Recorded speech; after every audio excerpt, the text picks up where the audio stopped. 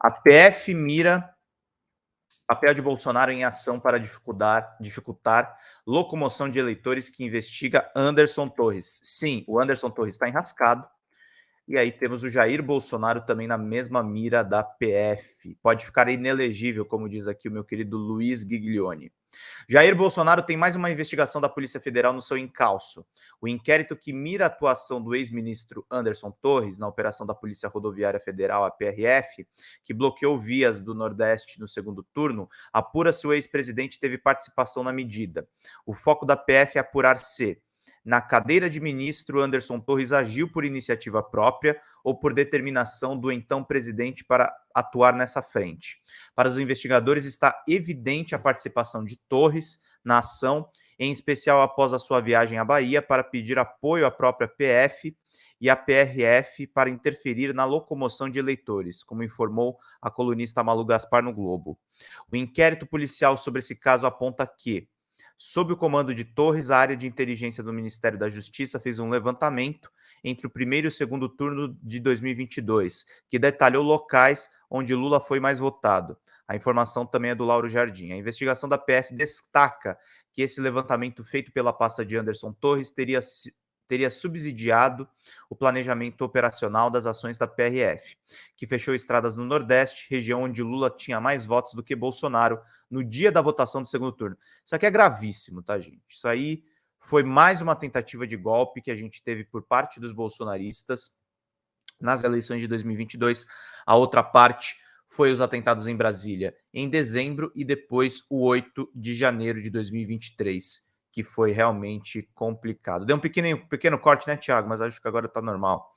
A avaliação dos policiais é que, para o inquérito avançar sobre a possível participação de Bolsonaro, é preciso algum grau de colaboração do ex-ministro da Justiça, o que ainda não ocorreu. Anderson Torres está preso desde janeiro e, na semana passada, mudou de advogado porque buscava alguém mais distante do universo bolsonarista do que o defensor que o representava. A mudança passou a ser interpretada como o primeiro sinal de uma nova postura de Anderson Torres nesse processo. Pois é, tá rolando aí. Será que teremos uma delação premiada? Quem fala mais sobre isso, meus queridos, é o Reinaldo Azevedo. O Reinaldo Azevedo tem feito uma ótima coluna no UOL, a gente tem que admitir, por mais que eu tenha críticas ao passado do Reinaldão, mas ele escreveu isso aqui para a gente poder acompanhar. Torres, quase 30 anos de prisão ou delação? Vai ser o quê? E Jair inelegível. Vamos ver direitinho aqui o que o Reinaldo fala sobre isso. Vamos lá. Anderson Torres, ex-secretário de Segurança Pública do DF e ex-ministro da Justiça, é originalmente delegado da Polícia Federal. Deve saber que está muito encrencado. Os fios que ligam fatos muito graves ao seu nome já compõem uma tessitura que estão saindo do verbete da suspeita e dos indícios para virar um conjunto robusto de evidências. Não sou coach de investigados, não é? Mas procuro ser um leitor atento dos diplomas legais.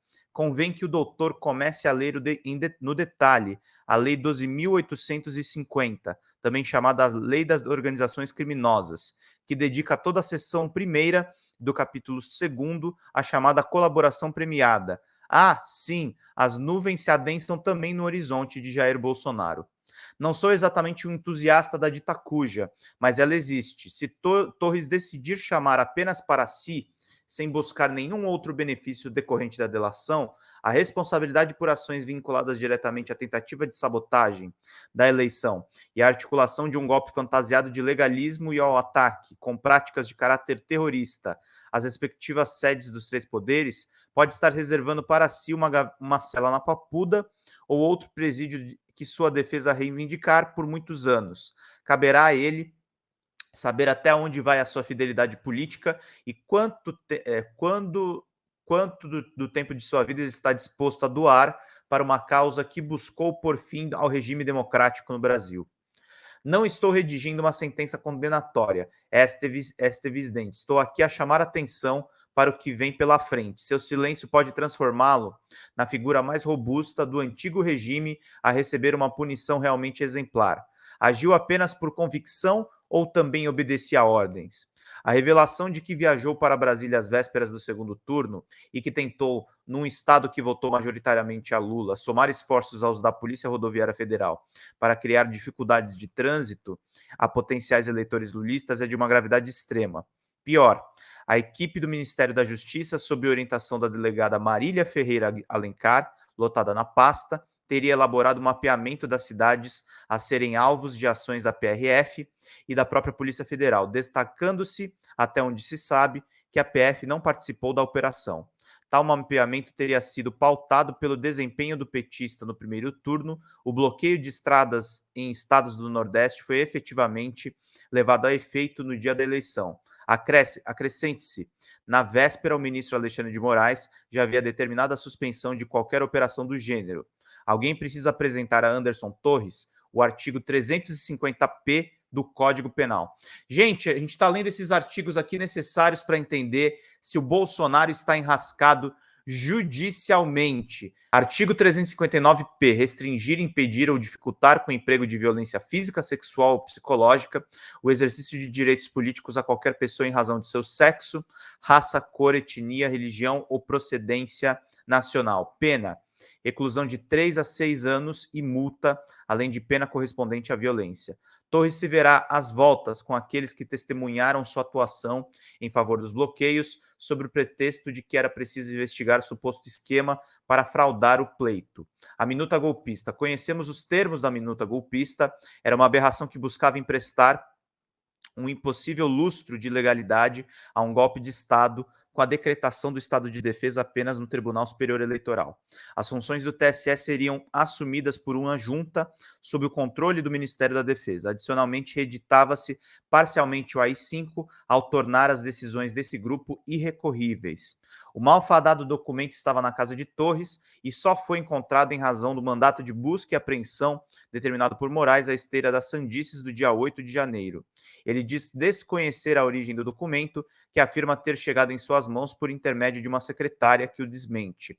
Alguém precisa apresentar a Torres o artigo 359-L do Código Penal. Artigo 359-L, tentar com emprego de violência ou grave ameaça abolir o Estado Democrático de Direito, impedindo ou restringindo o exercício dos poderes constitucionais, pena reclusão de 4 a 8 anos, além da pena correspondente de violência. Como se nota, basta a tentativa. É bom lembrar que o que levou esse fiel escudeiro de Bolsonaro à cadeia foram os atos golpistas de 8 de janeiro, com práticas similares às de terrorismo. Era ele o secretário de segurança do DF no dia dos ataques, mas havia tirado licença e viajado para os Estados Unidos. No dia 1º de março, Moraes manteve a preventiva, escreveu em seu despacho: a omissão e conivência de diversas autoridades da área de segurança e inteligência ficaram demonstradas com a ausência do necessário policiamento, em especial do Comando do Choque da Polícia Militar do Distrito Federal, a autorização para que mais de 100 ônibus ingressassem livremente em Brasília, sem qualquer acompanhamento policial, mesmo sendo fato notório que praticariam atos violentos e antidemocráticos, a total inércia no encerramento do acampamento criminoso na frente do QG do Exército, nesse Distrito Federal, mesmo quando patente que o local estava infestado de terroristas, que inclusive tiveram suas prisões temporárias e preventivas decretadas. O ministro acrescentou: no que diz respeito especificamente à minuta do decreto, a Procuradoria-Geral da República ressaltou a probabilidade de que, em liberdade, Anderson Gustavo Torres coloque em risco o prosseguimento das investigações, a colheita de provas e, por conseguinte, a persecução penal. Alguém precisa apresentar a Torres o artigo 359-M do Código Penal. Artigo 359-M, tentar depor, por meio de violência ou grave ameaça, o governo legitimamente constituído. Pena, reclusão de 4 a 12 anos, além de pena correspondente à violência. Não sei se o ex-ministro se dá conta, mas pelo topo, fala-se aqui só com crimes listados a outros, de 26 anos de cadeia. Que fosse reduzida a pena em razão de atenuantes, seria ainda assim um sofrimento em tanto. E por quê? Convém lembrar mais um trecho da decisão de Moraes que mantém a preventiva. Absolutamente todos serão responsabilizados civil, política e criminalmente pelos atos atentatórios à democracia, ao Estado de Direito e às instituições, inclusive pela dolosa conivência por ação ou omissão motivada pela ideologia, dinheiro, fraqueza, covardia, ignorância, má-fé ou mau caratismo. Reitero meu convite para que Torres examine a Lei 12.850. E agora, Bolsonaro, conforme informou a Folha, o Corregedor-Geral Eleitoral Benedito Gonçalves concluiu a fase de coleta de provas no processo mais adiantado contra a chapa encabeçada por Jair Bolsonaro nas eleições de 2022. O caso pode levar à inelegibilidade do ex-presidente. Na segunda-feira, o ministro do TSE determinou a intimação das partes para que apresentem seus últimos argumentos, as alegações finais, nos autos da AIJA, Ação de Investigação Eleitoral. A ação trata do encontro promovido por Bolsonaro no Palácio do Alvorada com embaixadores em julho do ano passado, quando o então mandatário fez ataques sem provas ao sistema eleitoral. A tal minuta golpista foi agregada à ação. Como já houve intimidação para as alegações finais, há uma boa probabilidade de que Gonçalves não tome a iniciativa de incorporar as evidências mais recentes contra Torres, que, por óbvio, remetem a Bolsonaro. Ainda que as lambanças do ex-ministro na Bahia fiquem formalmente fora do processo, juízes não estão obrigados a fingir para si mesmos que não sabem aquilo que sabem. Podem até omitir um determinado dado ao redigir a sua decisão, porque é ausente dos autos, mas não há como omiti-lo da própria consciência. Na primeira ação contra Bolsonaro a ser julgada no TSE, há outras 15, a possibilidade do hominizado retornado se tornar inelegível é grande. Quanto a Torres, vamos ver. Se não seguir o bom conselho, que lhe é dado de graça, há o risco de amargar uns bons anos na cadeia. A única boa notícia para ele, nessa hipótese, é a possível companhia do antigo chefe, mas demoraria um tanto, por um tempo restará apenas a pantera da solidão. Coluna muito bem escrita do Reinaldo, baseado nas leis.